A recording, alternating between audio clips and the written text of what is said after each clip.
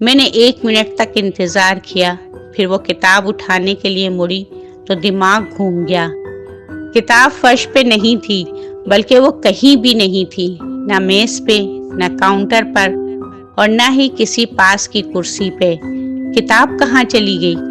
میرا دماغ یہ سب ماننے سے انکار کر رہا تھا۔ میں نے سوچا جتنا جلد ہو مجھے یہاں سے چلے جانا چاہیے۔ یہ سوچتے ہوئے میں جلدی سے مین دروازے کے پاس گئی اور اسے کھولنے کی کوشش کی، مگر وہ نہ کھلا۔ اس کا تالا بند تھا۔ مجھے اچھی طرح یاد تھا کہ میں نے اس کو لاک نہیں کیا تھا۔ یہ سب کیا ہے؟ میں ہینڈل کو زور زور سے گھمانے لگی، مگر وہ کسی طور پہ نہ کھلا۔ پھر مجھے چابی کا خیال آیا۔ خیال آتے ہی میں نے کاؤنٹر پر دیکھا، مگر وہاں چابیاں نہ تھیں۔ شاید جب ایڈورڈ نے مجھے چابیاں دیں تو میں نے پرس میں ڈال لی ہوں گی۔ یہ خیال آتے ہی میں نے اپنے پرس کو اچھی طرح چیک کیا، مگر چابیاں نہ تھیں۔ میں ایک بار پھر دروازے کی طرف بھاگی، زور زور سے دروازہ کھٹکھٹایا اور چلا کر کہا، مدد کرو، کوئی ہے، مدد کرو میری۔ مگر 10 منٹ تک چیخنے کے بعد بھی کوئی نتیجہ نہ نکلا۔ میں واپس کاؤنٹر پر آئی اور لینڈ لائن فون کو دیکھتے ہی میری جان میں جان آ گئی۔ میں تیر کی طرح فون کی طرف لپکی، ریسیور اٹھا کر کان سے لگایا تو آنکھوں کے آگے اندھیرا چھا گیا۔ فون ڈیڈ تھا۔ میں نے تار کی طرف مایوسی سے دیکھا تو وہ کٹی ہوئی تھی۔ میرا دل خوف سے بند ہونے لگا۔ یہاں کوئی تو تھا۔ کون تھا؟ وہ جو شاید میری جان لینا چاہتا تھا۔ میں دروازے کے پاس فرش پر نڈھال ہو کر بیٹھ گئی۔ میری آنکھوں سے آنسو روا تھے۔ کافی دیر ایسے ہی روتی رہی۔ پھر میں نے سوچا یہاں کوئی میری مدد کرنے نہیں آئے گا، مجھے اپنی مدد خود کرنی ہوگی۔ یہ خیال آتے ہی مجھے ہمت محسوس ہوئی اور میں اٹھ کھڑی ہوئی۔ پہلے میں نے کاؤنٹر کے پیچھے آگے فرش پہ چابیاں تلاش کی، مگر نہ ملی۔ پھر میں نے لائبریری کی تمام روشنیاں جلا دیں تاکہ کوئی اسے کھلا دیکھ کر اس طرف آ جائے۔ اس کے بعد میں نے دروازہ کھولنے کی آخری کوشش کی۔ ابھی میں دروازہ کھولنے کی کوشش کر رہی تھی کہ اچانک لائبریری کے پچھلے حصے سے تیز دستک کی آواز سنائی دی۔ دستک کی آواز سن کر میں اچھل پڑی۔ دستک لائبریری کے پچھلی طرف سے سنائی دی تھی۔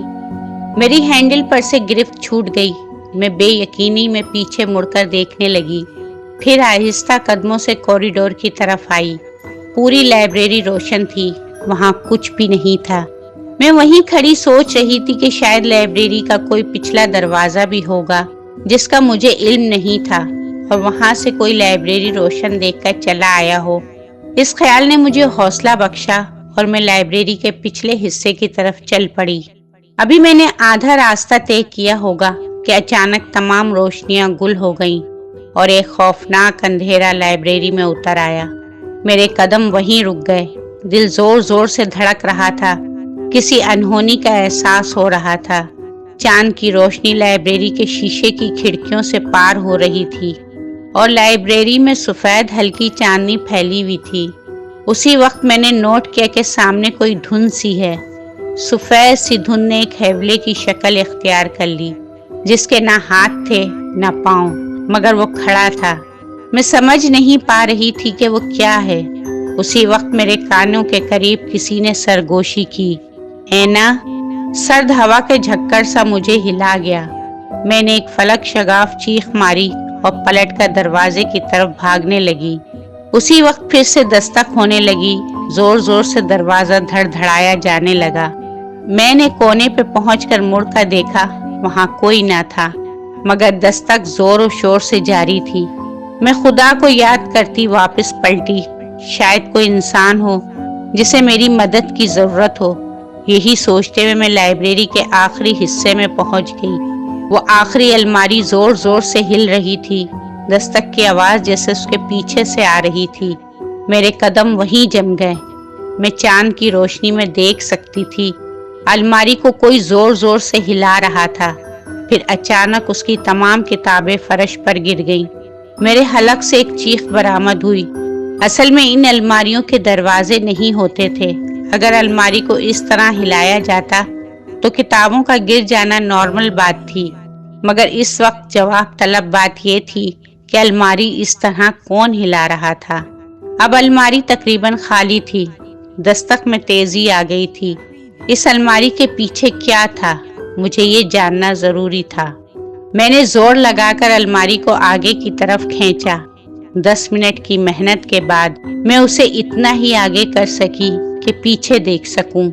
اس الماری کے پیچھے ایک پرانا دروازہ تھا جو بند تھا۔ میں نے ایک ٹارچ کی تلاش کی اور قریب کی میز کی دراز سے ایک پرانی ٹارچ مل گئی۔ شکر تھا کہ وہ کام کر رہی تھی۔ میں نے اسے جلا کر دروازے کو غور سے دیکھا۔ وہ کوئی خفیہ کمرہ تھا جس کے آگے الماری تھی۔ دروازے کی رنگت سیاہ تھی۔ میں نے اس پر دباؤ ڈالا تو وہ کھلتا چلا گیا۔ اندر کچھ سیڑھیاں تھیں اور سیلن کی بو پھیلی تھی، مگر وہاں کوئی نظر نہ آیا۔ میں خدا کا نام لے کر سیڑھیاں اترنے لگی۔ کون ہے؟ میں نے پکارا۔ جواب میں ہلکی مگر واضح آواز سنائی دی، ہیلپ می۔ میرے رونگٹے کھڑے ہو گئے۔ میں نے فوراً ٹارچ ادھر گھمائی تو ایک کونے میں ایک لڑکی کھڑی تھی۔ اس نے ایک لمبی سی میکسی فراک پہنی تھی جس کا رنگ مٹیالہ ہو چکا تھا۔ لڑکی کی آنکھوں کے نیچے گہرے سیاہ حلقے تھے۔ رونے سے اس کی آنکھیں سرخ لگ رہی تھیں۔ ہیلپ می، اس نے پھر کہا۔ میں ایک دم گھبرا گئی۔ کون ہو تم؟ اینا، وہ بولی۔ Help me please. وہ آگے بڑھی۔ اسی وقت میرے دماغ میں بجلی سی گری۔ وہ قدم نہیں اٹھا رہی تھی بلکہ تیرتی ہوئی میری طرف آ رہی تھی۔ خوف سے میرے ہاتھ پاؤں کانپنے لگے اور میرے ہاتھ سے ٹارچ چھوٹ کر فرش پہ گر پڑی۔ اس کی روشنی گھومنے لگی۔ میں بری طرح چلاتی ہوئی سیڑھیاں چڑھ کر اس کمرے سے باہر آ گئی۔ دروازہ بند کر کے اس کے آگے الماری کھسکانا میرے بس سے باہر تھا۔ سامنے سے ہی کوئی چلا آ رہا تھا، جینس اور بوٹس پہنے۔ میں اب برداشت نہیں کر پائی اور بے ہوش ہو کر وہیں کوریڈور میں گر گئی۔ جانے کب تک وہیں پڑی رہی۔ پھر میرے دماغ نے کام کرنا شروع کر دیا۔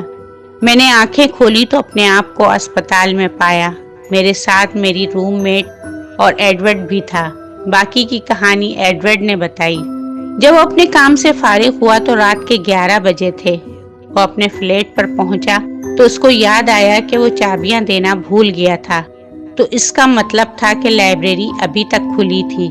یہ خیال آتے ہی وہ لائبریری واپس پہنچا تو تمام لائبریری کی روشنیاں بار بار بند ہو کر کھل رہی تھیں۔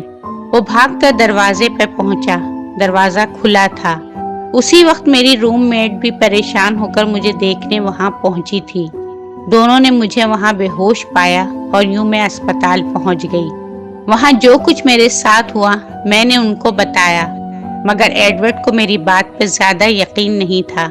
اگلے دن جب میں ڈسچارج ہو کر گھر واپس آئی تو میری روم میٹ نے بتایا کہ اس لائبریری میں اثرات ہیں۔ یہ بات وہ پہلے سے جانتی تھی، اسی لیے اس نے مجھے محتاط رہنے کا کہا تھا۔ وہ لڑکی کئی سال پہلے اس لائبریری کی لائبریرین تھی جس کی موت اس خفیہ کمرے میں دم گھٹنے سے ہو گئی تھی۔ اس لڑکی کا بھوت آج بھی وہاں موجود تھا۔ میں نے وہ نوکری اسی دن چھوڑ دی۔ وہاں اور بھی بہت کچھ تھا جس کا کسی کے پاس جواب نہ تھا۔ ایڈورڈ کو لائبریری کی الماریاں اور کتابیں اپنی جگہ پہ ہی ملی تھی، اس لیے اس نے اس واقعے کو زیادہ اہمیت نہیں دی۔ آج بھی وہاں ایسے واقعات رونما ہوتے ہیں جن پر کوئی توجہ نہیں دیتا۔ مجھے 1 ماہ تک ماہر نفسیات کے پاس جانا پڑا اپنی دماغی حالت کو بہتر کرنے کے لیے۔ آج بھی جب میں سوچتی ہوں تو میرے رونگٹے کھڑے ہو جاتے ہیں کہ اگر خدا کی مدد نہ ہوتی اور میں اس کمرے سے باہر نہ نکل سکتی تو کیا ہوتا؟ شاید میں بھی وہیں دم گھٹ کر مر گئی ہوتی۔